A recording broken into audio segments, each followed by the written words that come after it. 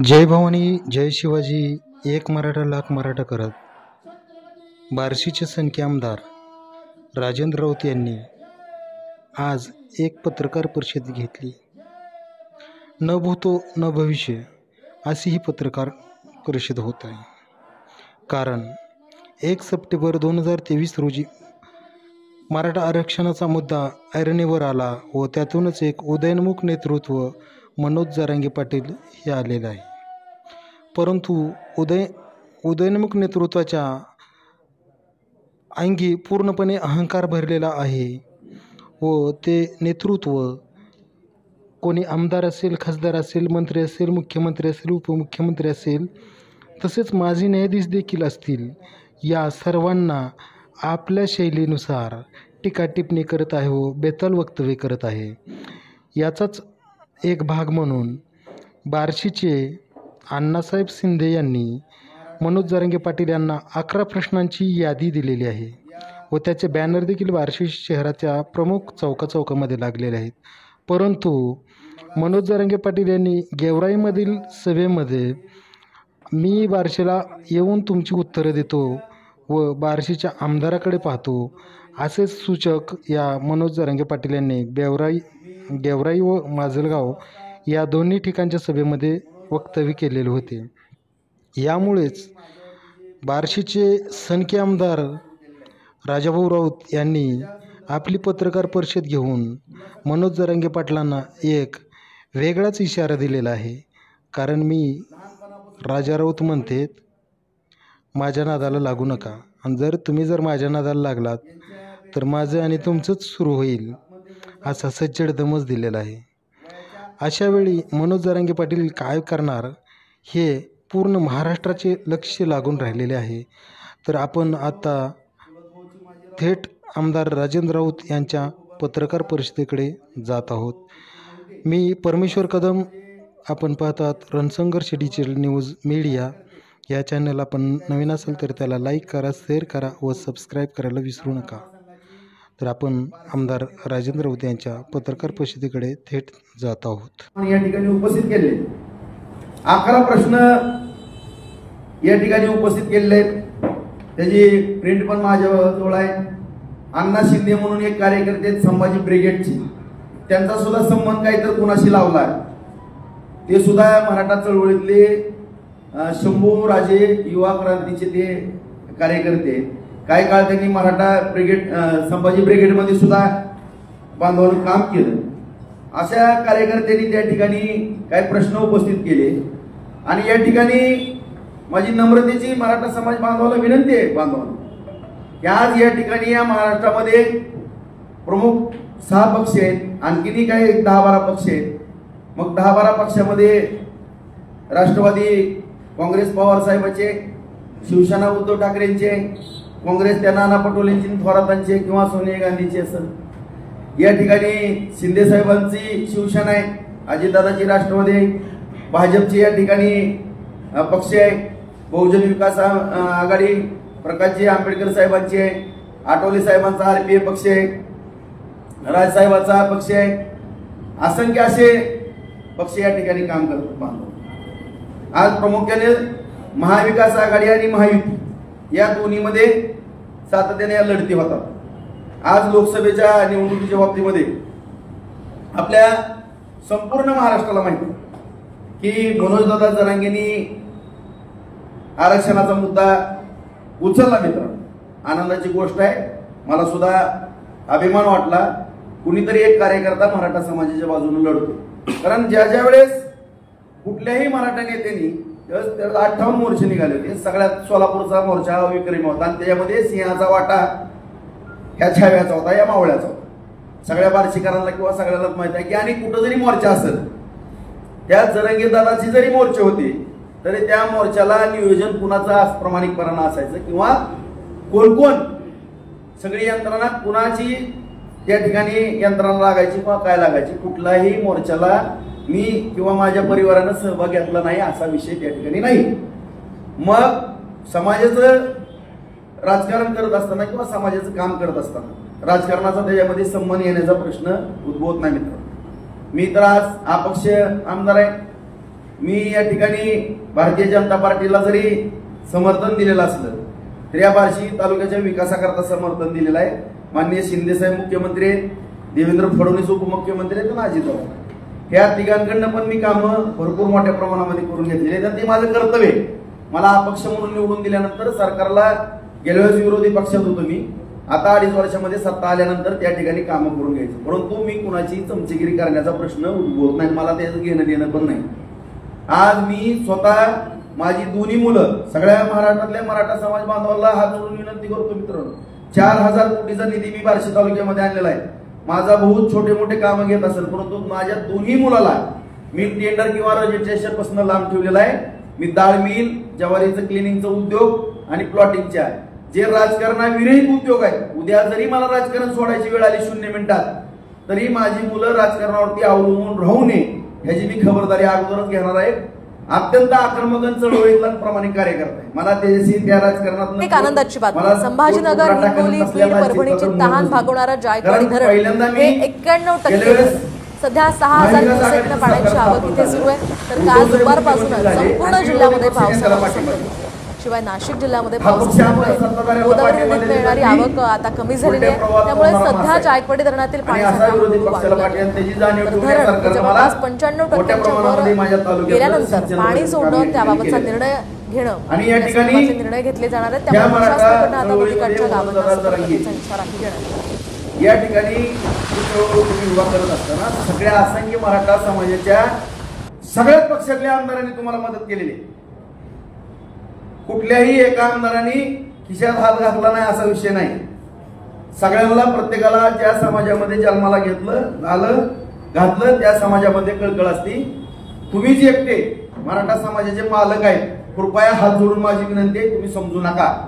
तुमचा भ्रम किंवा गैरसमज झालेला आहे की तुम्ही एकटेच मालक चालले. मी काय गोष्टी पुढे बोलणार आहे मराठा समाज बांधवांना, महाराष्ट्रातल्या तमाम काय घटना. आणि मी त्या ठिकाणी जरंगे दादा तुम्ही उपोषणाला बसला, त्या ठिकाणी लाठीचार्ज झाला, तो भाग वेगळा आहे. वस्तुस्थिती काय होणार आहे पुढे मला माहित आहे सगळं. मी पण इतका चळवळीतला कार्यकर्ता आहे, 4थी पासून मॉनिटर आहे. एक आनंदाची बातमी. संभाजीनगर, हिंगोली, बीड, परभणीची तहान भागवणारा जायकवाडी धरण हे 91% भरले. सध्या 6,000 क्युसेक्सनं पाण्याची आवक इथे सुरू आहे. तर काल दुपारपासूनच संपूर्ण जिल्ह्यामध्ये पावसाला उसळली. शिवाय नाशिक जिल्ह्यामध्ये पाऊस असल्यामुळे गोदावरी नदीत मिळणारी आवक आता कमी झालेली आहे. त्यामुळे सध्या जायकवाडी धरणातील पाणीसाठा हळूहळू वाढला. तर धरण हे जवळपास 95%च्या वर गेल्यानंतर पाणी सोडणं त्याबाबतचा निर्णय घेणं यासंदर्भातले निर्णय घेतले जाणार आहेत. त्यामुळे प्रशासनाकडून आता नदीकाठच्या गावांना सतर्कतेचा इशारा. 15-16 आमदारांनी माननीय शिंदे साहेबांची भेट घेतली, गृहमंत्र्यांची भेट घेतली. नाव सुद्धा घेत नाही. त्यांचं नाव घेतलं की कुणाला एलर्जी होती कुणाला माहिती. त्यांचं नाव सुद्धा घेत नाही मी इथं. आणि त्यांना आम्ही सांगितलं की अजिबात या ठिकाणी गुन्हे दाखल, सगळ्याच आंदोलनातले गुन्हे मागे घेताय, काही गुन्हे मागे घेण्याचे. परंतु जे गुन्हे जे मोठे मोठे गुन्हे दाखल झाले 307 किंवा 353 हे जर डायरेक्ट मागे घेतले तर त्या ठिकाणी कुणीतरी कोर्टामध्ये याचिका दाखल करत त्याला रितसर लॉ डिपार्टमेंटचं मत घेऊन काही गुन्हे कमी करण्याची सरकारची पण प्रक्रिया आहे. मला चळवळीतला काय सरकार म्हणून बोलत नाही मी, सरकारची बाजू घ्यायचा काय संबंध नाही. मी मराठा कार्यकर्ता किंवा चळवळीतला कार्यकर्ता म्हणून या ठिकाणी बोलतो. आज या ठिकाणी मनोज दादा तुम्ही उपोषण केलं, तुमच्या उपोषणाचा एक आनंदाची बातमी आहे. संभाजीनगर, हिंगोली, बीड, परभणीची तहान भागवणारा जायकवाडी धरण हे 91% भरलं. सध्या 6,000 क्युसेक्सनं पाण्याची आवक इथे सुरू आहे. तर काल दुपारपासूनच संपूर्ण जिल्ह्यामध्ये पावसाला उसळली. शिवाय नाशिक जिल्ह्यामध्ये पाऊस असल्यामुळे गोदावरी नदीत येणारी आवक आता कमी झालेली आहे. त्यामुळे सध्या जायकवाडी धरणातील पाणीसाठा हळूहळू वाढू लागलाय. धरण हे जवळपास 95%च्या वर गेल्यानंतर पाणी सोडणं त्याबाबतचा निर्णय घेणं यासंदर्भातले निर्णय घेतले जाणार आहेत. त्यामुळे प्रशासनाकडून आता नदीकाठच्या गावांना सतर्कतेचा इशारा. जे फोटो तुम्हाला मनोज दादा पाठवतो पवार साहेबांच्या. एक आनंदाची बातमी आहे. संभाजीनगर, हिंगोली, बीड, परभणीची तहान भागवणारा जायकवाडी धरण हे 91% भरले. सध्या 6,000 क्युसेक्सनं पाण्याची आवक इथे सुरू आहे. तर काल दुपारपासूनच संपूर्ण जिल्ह्यामध्ये पावसानं उसळली. शिवाय नाशिक जिल्ह्यामध्ये पाऊस असल्यामुळे गोदावरी नदीत येणारी आवक आता कमी झालेली आहे. त्यामुळे सध्या जायकवाडी धरणातील पाणीसाठा हळूहळू वाढू लागला. धरण हे जवळपास 95%च्या वर गेल्यानंतर अरे, पाणी सोडणं त्याबाबतचा मुख्यमंत्री निर्णय आहे माय घेणं करता. या संदर्भातले ज्यांची निर्णय आहे माय घेतले जाणार करता. आहेत. त्यामुळे प्रशासनाकडनं ज्या आता नागरिकांच्या विखे पाटील गावात साहेबांच्या घराण्याने आशिया खंडातला पहिल्यांदा साखर कारखाना उभा केला, ज्या मराठा समाजाचा ऊस निघाला, गाळला, मेडिकल कॉलेज केलं, शैक्षणिक संस्था मराठीच्या पोरांना शिकवलं दादा, त्यांची सुद्धा आहे माय तुम्ही काढता. सगळ्याच मराठ्याच्या नेत्याची आहे माय तुम्ही काढायला लागला. आज तुम्हाला माहिती आहे, मला कळतंय बहुतेक तुमच्यापेक्षा वय माझं जास्त असेल, तुमचं कमी आहे, बहुतेक कमी असेल, माझं 55 आहे, 45 वय असेल, तुमच्यापेक्षा थोडा अनुभव मला जास्त आहे आणि या चळवळीत तर जास्त काम केलं असेल.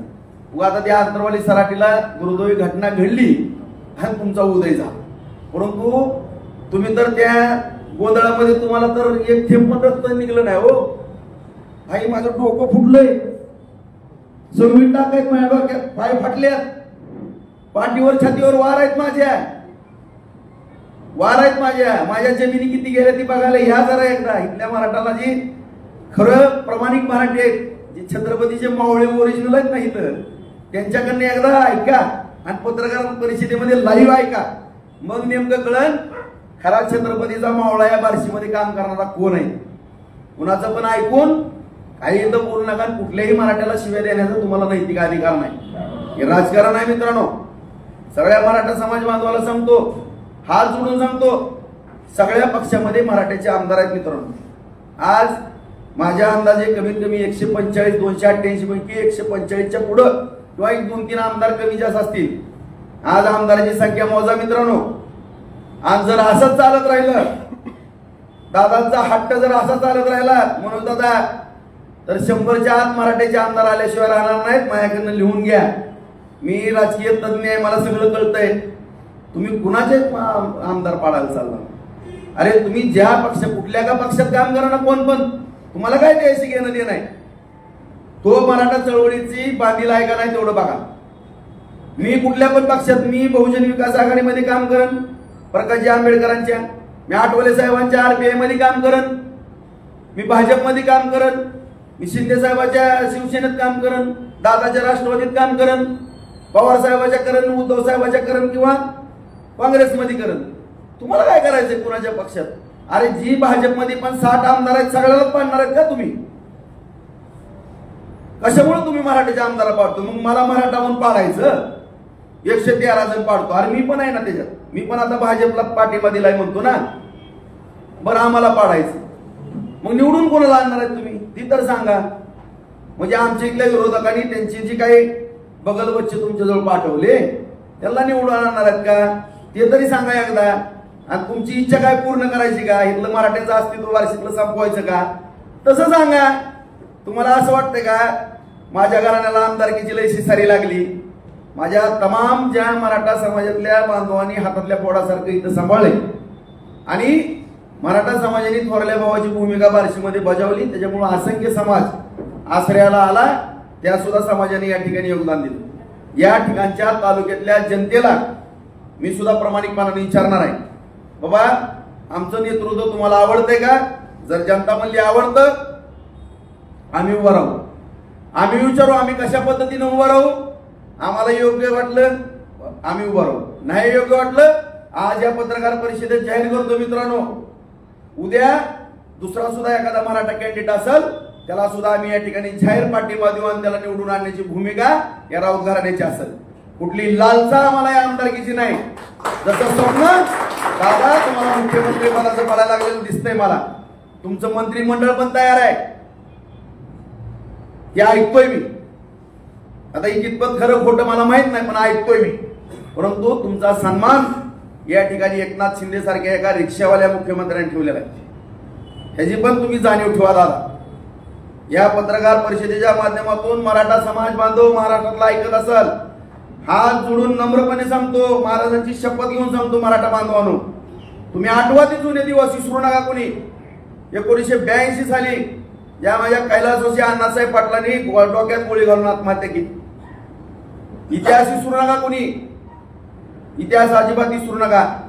त्या अण्णासाहेब पाटलांच्या बाबतीमध्ये कुणी वेदना व्यक्त केल्या सरकारनं मला सांगा. ज्या एवढ्या थोर महात्म्याचं बलिदान त्या ठिकाणी दिलं गेलं, बलिदान त्या ठिकाणी त्यांना त्याग करावा लागला जीवनाचा मित्र.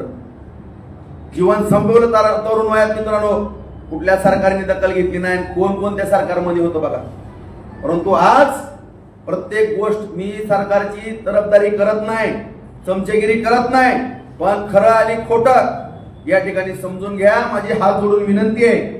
आज या ठिकाणी माझ्या माहितीप्रमाणे मला जेवढं कळतंय या राजकारणामध्ये किंवा समाजकारणामध्ये काम करतो बांधवांनो, तमाम माझ्या महाराष्ट्रातल्या मराठा बांधवांना मी सांगू इच्छितो की आज या बार्शी तालुक्यामध्ये सुद्धा 1870 इंग्रज सरकार होतं, ते 1930 पर्यंतच्या मराठा कुणबी नोंदी या ठिकाणी बार्शी नगरपालिकेमध्ये सापडल्या गेल्या. आज ग्रामीण भागातल्या सुद्धा रेकॉर्ड रूम मध्ये नोंदी सापडल्या. 18,000 नोंदी शोधण्याचं काम या तळमळीच्या कार्यकर्त्यांनी केलेलं आहे. सगळ्या बार्शीकरांना माहित आहे. उर्दू सुद्धा शिक्षक आणले, रात्र बसवले, सगळा स्टाफ बसवला. 18,000 नोंदी एवढं. आज जवळपास या बार्शी तालुक्यामध्ये 2.25 लाख मराठा समाजाची संख्या आहे मित्रांनो. मी आज जबाबदारीने सांगतो प्रामाणिकपणाने, कमीत कमी 70 ते 75% समाज आज कुणबी ओबीसी मध्ये समावेश झालेला आहे. मला म्हणून दादा तुम्हाला एवढीच विनंतीपूर्वक विचारायचंय, ज्या अण्णासाहेब पाटलांना आपला जीव द्यावा लागला, गमावा लागला, त्यांचा कुणी विचार केला नाही. परंतु तुम्ही उपोषणाला बसले होते. उपोषणाला बसल्यानंतर माननीय शिंदे साहेब मुख्यमंत्री आहेत, त्यांच्या सरकारनं दखल घेतली. शिंदे साहेबांच्या सरकारनं दखल घेतली, शिंदे समितीची स्थापना केली आणि सगळ्या कलेक्टरांना आदेश दिले कडक, सगळे रेकॉर्ड तपासा. रात्र सगळी माणसं बसवली तपासाला, सगळे महसूल कर्मचारी तपासाला बसवले मित्रांनो. सगळ्या नोंदी ओळखल्या गेल्या. तुमच्या तोंडात नाही ऐकलो. 50 लाख नोंदी सापडल्या, 40 लाख तुम्ही सांगितलं. माझ्या आंदोलनाला यश आलं, एवढ्या नोंदी सापडल्या. मग आज या तमाम महाराष्ट्रातला माझ्या अंदाजानं तुम्ही जी आकडेवारी सांगितली त्यामध्ये जवळपास 50%हून कुणबीमध्ये पहिला विदर्भातला समाज गेलेला आहे. काही मोठ्या लोकांना पूर्वी ओबीसीचे दाखले मिळत होते, गपचूप काढायचे. कुठल्या तरी एखाद्या कलेक्टरनं सांगितलं की. परंतु ही मराठा समाजाची चळवळ उभी राहिल्यानंतर ज्या नोंदी सापडल्या गेल्या त्यामुळे 50% मराठा समाज हा कुणबीमध्ये गेला. काय कोकण मधल्या मराठा समाज बांधवांची मागणी आहे की आम्हाला ओबीसी समाजामध्ये नको, आम्हाला स्वतंत्र मराठा म्हणूनच आरक्षण पाहिजे. त्याकरता सुद्धा 2 मत प्रवाह या ठिकाणी मराठा समाजामध्ये येऊ लागल्यामुळं या ठिकाणी दोन्ही मराठा समाजाचं समाधान करण्याच्या दृष्टिकोनातून मराठा समाजामध्ये वाद लागू नये किंवा दरी पडू नये म्हणून या ठिकाणी माननीय शिंदे साहेबांच्या मार्गदर्शनाखाली या ठिकाणी एसईबीसीचं सुद्धा 10% आरक्षण त्या ठिकाणी देण्यात आलं. ही वस्तुस्थिती आहे. मग मला या ठिकाणी सांगा, आज एसईबीसीच्या खाली 10% आरक्षण दिलं गेलंय. कुणबीतला विदर्भातला तर मराठा समाज आहेच. मग माझ्या माहितीप्रमाणे 50% कुणबीमध्ये मराठा समाज समावेश झालेला आहे. तो मराठा समाज कुणबीमध्ये जात असताना 83 नंबरला आपला समाज त्या ठिकाणी आहे. मंडल आयोगाच्या शिफारशीप्रमाणे कुणबी मराठा कुणबी, त्याकरता कुठल्याही ओबीसी समाजाचा विरोध नाही. आज ज्यावेळेस कुणाचा काही संबंध नव्हता, 94 सालामध्ये माननीय मोठ्या पवार साहेबांनी GR काढला 16%चा. त्याच्यावर तुम्ही एक शब्द बोलत नाहीत. माझ्यासारख्या मराठा समाजातल्या आज बोललो नाही. कार्यकर्त्याला शंका यायला लागल्यात. बार्शीतल्याची चळवळीत काम केलेले आहे त्याच्यावरती दादांचं काय वाक्यताच नाही. त्याच्यामुळे किती नुकसान झालं ह्याच्याबद्दल काय नाही. परंतु आज ज्या माननीय मुख्यमंत्री एकनाथ शिंदे साहेबांच्या मार्गदर्शनाखाली, मग फडणवीस उपमुख्यमंत्री असतील किंवा दादा, यांनी समाजासाठी जे निर्णय घेतले ते आज कुणबीचे दाखले मिळायला लागले. अण्णासाहेब पाटील महामंडळाच्या माध्यमातून 6,000 कोटी वाटप झालं. एसईबीसीचं आरक्षण त्या ठिकाणी मिळालं. सारखी योजना आहे. मराठा समाजातल्या तरुणाला परदेशातल्या शिक्षणाचा विषय आला. ओबीसी समाजाप्रमाणे मराठा समाजाच्या पण मुलांना फी त्या ठिकाणी मिळू लागली. त्याचबरोबर मुलींच्या बाबतीमध्ये सुद्धा मुलींची शिक्षणाची अडचण होती. आज शिंदे साहेबांच्या मार्गदर्शनाखाली फडणवीस असतील किंवा अजितदादा असतील, यांनी जो निर्णय घेतला त्यामध्ये 100% मुलींना शिक्षण माफ केलं. अहो, ही मराठा समाजाची तीव्रता पाहून किंवा भावना ओळखून आज ह्या सरकारने निर्णय घेतले. मग जुन्या सरकारनं एवढं हाणमार केली, अण्णासाहेब पाटलासारखं थोर व्यक्तिमत्व आपल्याला गमावं लागलं. परंतु तुम्ही भाग्यवान आहेत, तुम्हाला ती मराठा समाजाचं क्रेडिट घेताही नाही. आज उपोषण सोडायला तहसीलदार पण लवकर जात नाही दादा, पण महाराष्ट्र राज्याचे मुख्यमंत्री तुमचं उपोषण सोडायला गेले. हायकोर्टाचे 3 माजी न्यायाधीश तुम्हाला समजून सांगायला गेले. माझ्यासारखा तळमळीतला कार्यकर्ता तुम्ही दुसऱ्यांदा उपोषणाला बसले, त्यावेळेस तुमचं उपोषण सोडायला मी विनंती केली मुख्यमंत्री साहेबाला, फडणवीस साहेबाला, आणि त्या ठिकाणी अजितदादांना. तुम्हीच मला म्हणले जावा निरोप घेऊन या. मी शंभूराजांना घेऊन आलो, तिथल्या कलेक्टरला आणि एसपीला पण माहित आहे आणि मला पण माहित आहे दादा. मला आता बोलायला होऊ नका. मी सगळ्या तमाम मराठा समाजाला या माझ्या राजाची शपथ घेऊन सांगतो, हे उपोषण सोडायला कोणी येऊ न येऊ, जसं तिसरं उपोषण सोडलं तसं उपोषण सोडणार होते. यांचं उपोषण सोडण्याकरता सरकारची सुद्धा मानसिकता नव्हती. माननीय मुख्यमंत्री साहेब सुद्धा म्हणले ते राजेंद्र तू महागारी आहे, यांचा हट्ट किती पुरवायचा. तुम्ही मुख्यमंत्र्याला शिव्या देता, तुम्ही उपमुख्यमंत्र्याला शिव्या देता, तुम्ही ज्या रिटायरच्या न्यायाधीशाला सुद्धा शिव्या देता आयमाईवर. तुम्ही सगळ्या आमदारांची आयमाई काढता, तुम्ही सगळ्या मंत्र्यांची आयमाई काढता, सगळ्या मराठा नेत्यांची आयमाई काढता. अरे कशामुळे बाबा, काय तुम्ही आम्ही काय पाप केलंय तुमचं? आम्ही मराठा समाजामध्ये जन्माला आलो आणि आम्ही आमदार खासदार झालो म्हणून तुम्ही आमची आयमाई काढता का? गरजवंत मराठा, आम्ही गरजवंत मराठ्यासाठी लढलो नाही का? आमच्या पण हाताला फोड येऊस तर आम्ही ज्यावर उपटलो.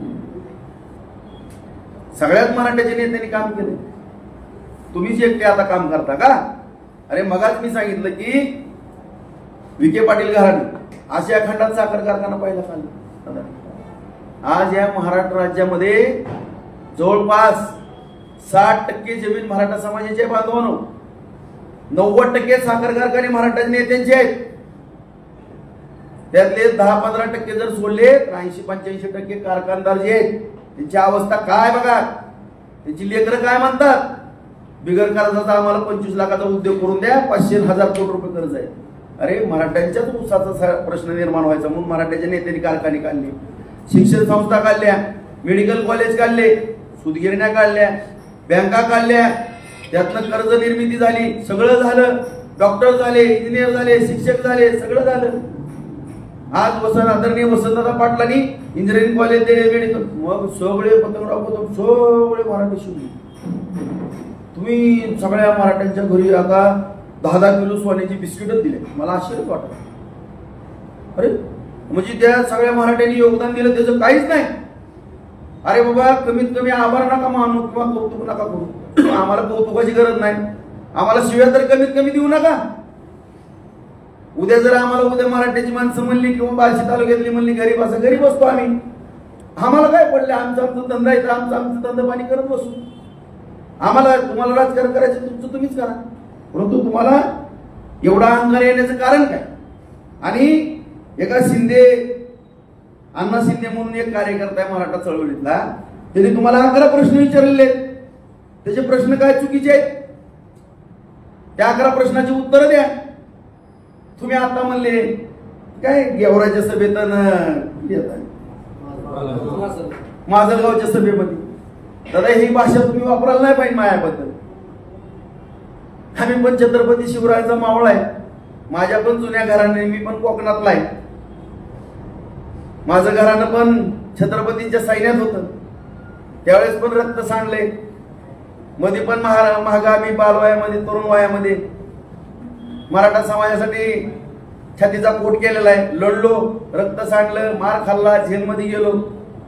आणि आता तुम्ही जर मराठा चळवळीतल्या काम करणाऱ्या जर राजेंद्रराव सारख्या एका चळवळीतल्या कार्यकर्त्यांवर आरोप करत असाल आणि तुम्ही एकटेच वफादार आहेत आणि बाकीचे सगळे मराठ्याचे नेते गद्दार आहेत असं जर म्हणत असताल दादा, तर मला कीव येते तुमची. आज या ठिकाणी माझ्या तमाम महाराष्ट्रातल्या बघणाऱ्या मराठा बांधवांना मी प्रामाणिकपणानं जे बैठकीमध्ये 2-4 गोष्टी सांगणार आहे मित्रांनो. जर खोट्या निघाल्या मी 3च सांगतो आता, परत बाकीच्या सांगतो, आणखी शिल्लक ठेवतो काय काय घटना काढायच्या चर्चेला गेल्यानंतर. जर मी खोटं बोलत असेल तमाम महाराष्ट्रातल्या मराठा बांधवांनो, तर मी विठ्ठल राऊताचा मुलगाच नाही आणि मी छत्रपतीचा प्रामाणिक भक्त नाही.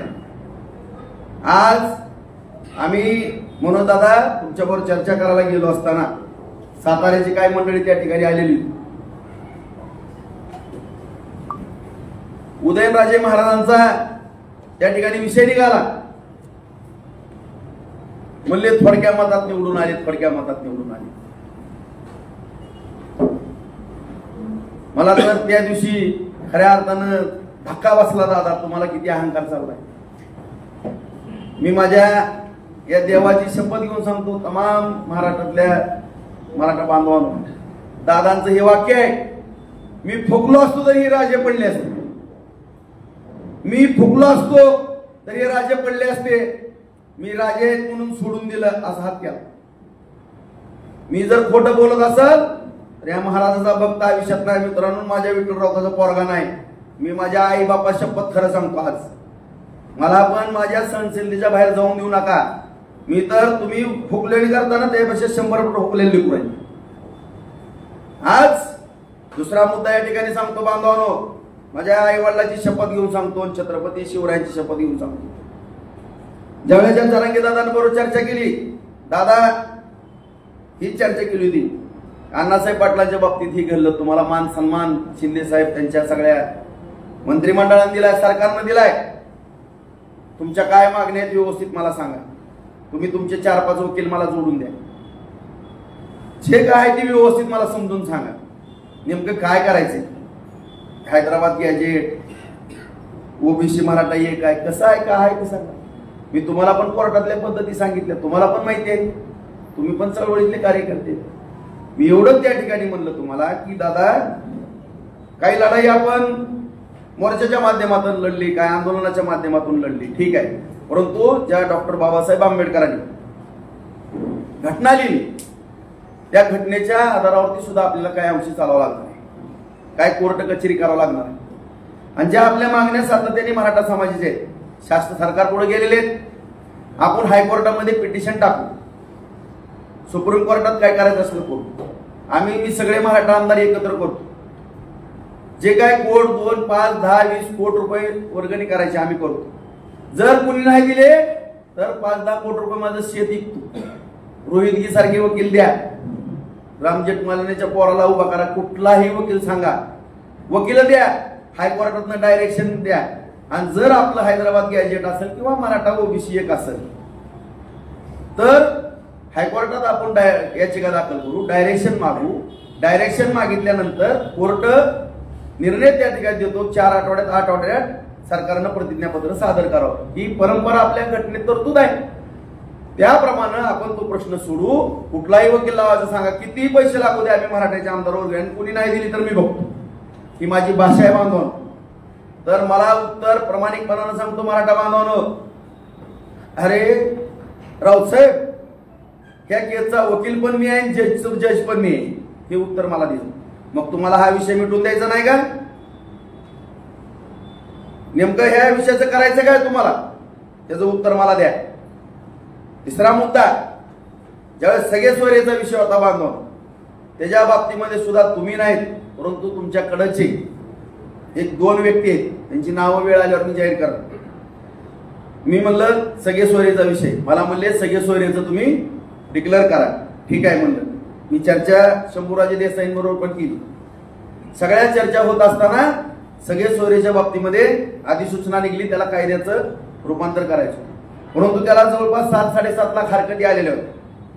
त्याच्या बाबतीत पण तुमच्या सहकाऱ्यांबरोबर मी चर्चा केली. तुमच्या सहकाऱ्यांचं असं मत आलं दादा, मी म्हणलं ते हरकती आल्या, त्याला कायदेशीर नोटिसा, उत्तर जवाब सगळे हिअरिंग वगैरे व्हावं लागतंय. बिगर सुनावणीचा जर निर्णय दिला तर ती कोर्टात टिकणार नाही. तुमचे सहकारी म्हणले तुम्हाला काय करायचं, टिकू द्या, अगर नाही टिकू द्या, देऊन टाका. मग नेमकं तुम्हाला करायचं काय? बरं, त्याच्यामध्ये परत काय माझे सहकारी बाहेर शिकले होते, ते सुद्धा होते सगळे सोयरेच्या बाबतीमध्ये चर्चा करत असताना आणि अशा रीतीनं तुमचं तुम्ही देऊन टाका म्हणले.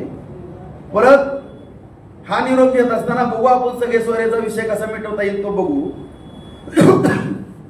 हा निरोप घेऊन मी शासनाकडे गेलो. शासनाकडनं आम्ही परत तुमच्याकडे आलो. तुमच्याकडे आल्यानंतर तुम्ही आणखीन हातभर यादी दिली, ह्याच्यामध्ये एवढं वाढवा. मग सगळे सोयऱ्याचा ज्यावेळेस अधिसूचना निघाली दादा, त्यावेळेस एकनाथ शिंदे साहेबांनी आणि तुम्ही वाशीला गुलाब उधळला.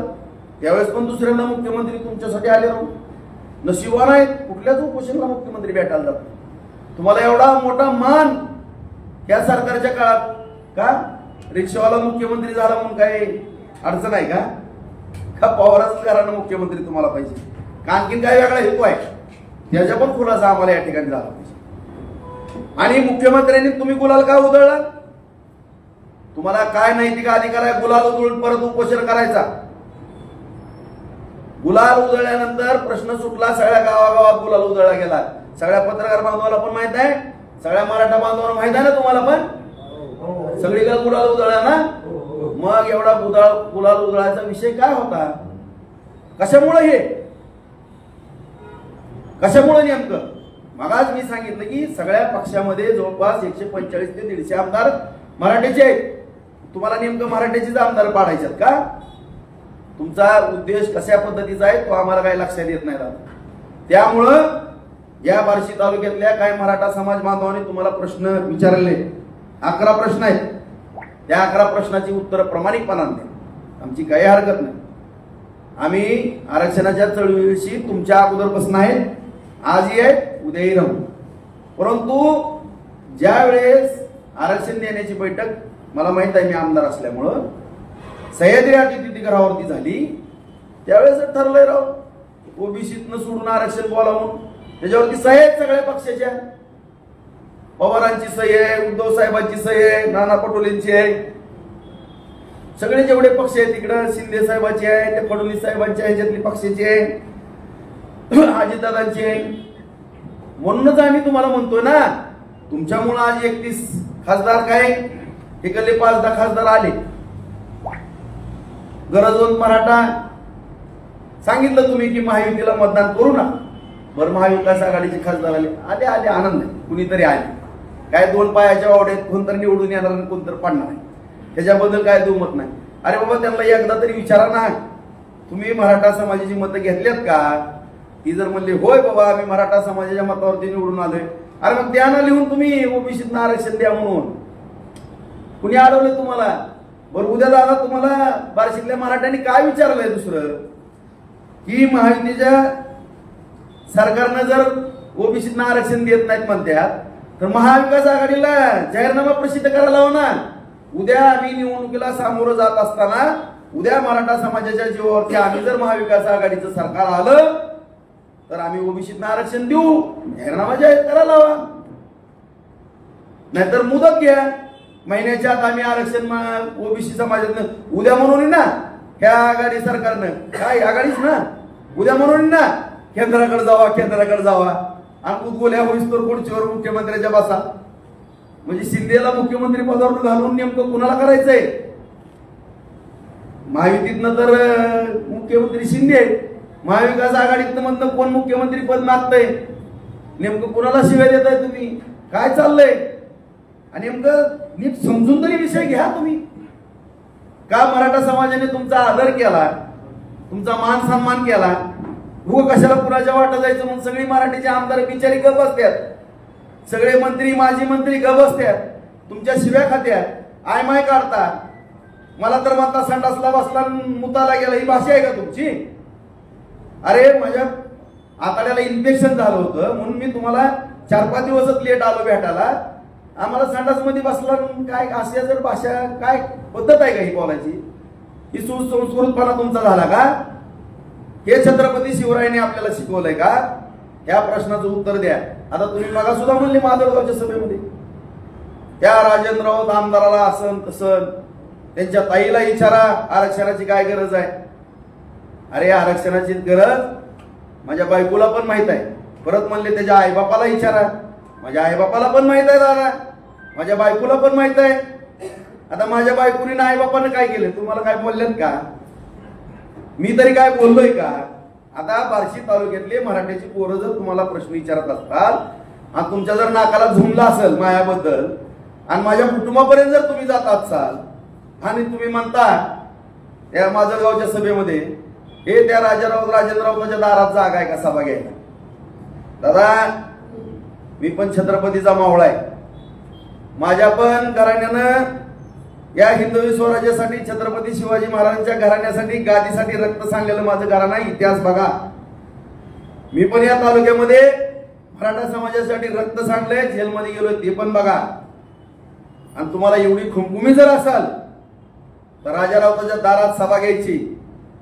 तुम्ही जर मराठा समाजासाठी प्रामाणिक उद्देशानं कुणाला मॅनेज न होता किंवा एकाला टार्गेट करून, एकाला म्हणजे ती फडणवीसांचं मी म्हणत नाही, महायुती सरकारचं म्हणतो, शिंदे साहेब मुख्यमंत्री आहेत, मराठ्याचे आहेत, फडणवीस साहेब ब्राह्मणाचे असतील असू द्या, अजितदादा पण मराठ्याचे आहेत.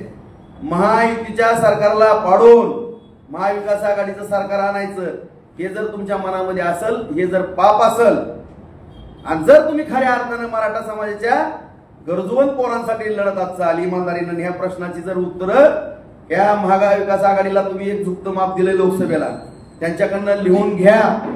मला सांगा राजेभाऊ राऊत, मी लिहून आणतो. हे देवेंद्र फडणवीस आणि आणखीन कोण, एकनाथ शिंदे कशी लिहून देत नाहीत मी बघतो, अजितदादा कशी लिहून देत नाहीत, ती माझी जबाबदारी.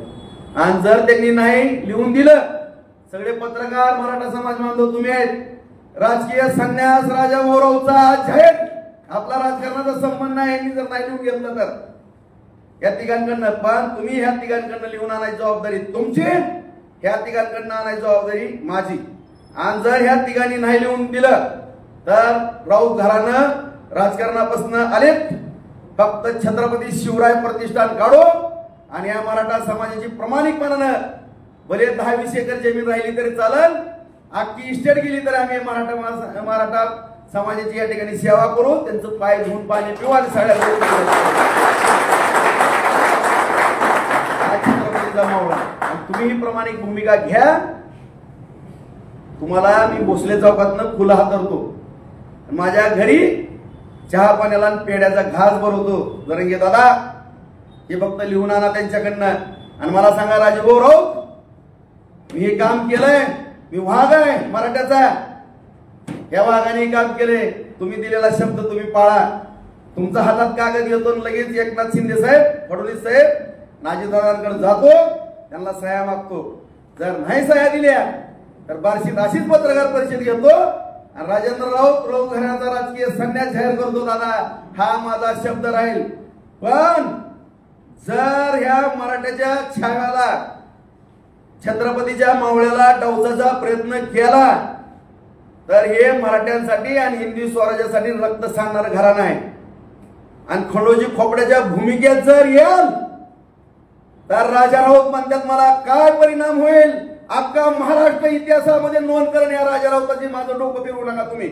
एवढेच हात जोडून विनंती करतो आणि तमाम महाराष्ट्रातल्या मराठा समाजाला नम्रपणे छत्रपतीच्या चरणी नतमस्तक होऊन बांधवांना मी सांगतो, मी जर ज्या दिवशी मराठ्यांबरोबर गद्दारी कराल त्या दिवशी पांडे चौकामध्ये फाशी घेईल, अशा पद्धतीने जाहीर अभिवाचन देतो. आणि जरंगे दादा, पुन्हा एकदा सांगतो, फक्त प्रामाणिक मराठा म्हणून माझ्या दारात यायचं, आणखीन पण पेढा भरवीन.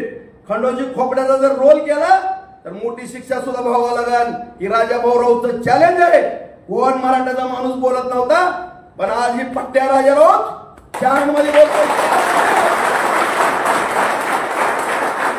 किती तुकडे व्हायचे आणि किती तुकडे करायला व्हायचे त्याचं भान मला पण राहणार नाही. आणि सभा उधळणं बिधळणं माझं काम नाही. इमानदारीनं ये, पांडे चौकात 50 लाख रुपये खर्च होऊन तुमची जरंगेदार सभा जाहीर घेण्याची जबाबदारी ह्या राजा राऊताची असेल. आणि प्रत्येक घरातला पाया माणसासहित अख्खा मराठा समाज भगवंताच्या ग्राउंड किंवा पांडे चौकात आणून उभा करण्याची जबाबदारी राजाभाऊ राऊताची असेल. सभेची तारीख सांगा, त्या सभेमध्ये खडा सुद्धा पडणार नाही की ह्या पट्ट्याच्या छत्रपतीच्या छाव्याची मावळ्याची जबाबदारी असेल संरक्षण करायची. ह्याच्यातनंच ही उत्तर दादा, आणि इथनं पुढे तुम्ही उत्तर द्याच. मग माझी 10-20 हजाराची सभा तुम्ही आहे तर मी आहे, जमली जात. छत्रपती शिवाजी महाराज की जय. छत्रपती शिवाजी महाराज की जय. बंद करू नका, बंद.